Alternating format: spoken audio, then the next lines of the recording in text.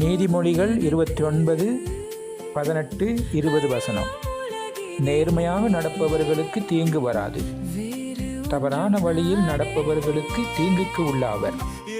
உழுது பயிரிடுபவர் நிரம்ப உணவை பெறுவர், வீணானவற்றில் காலத்தை கழிப்பவர் எப்பொழுதுமே வறுமை நிறைந்தவராயிருப்பர்.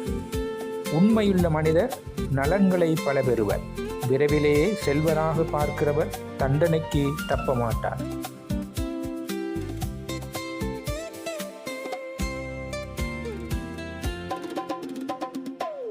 கண்கள்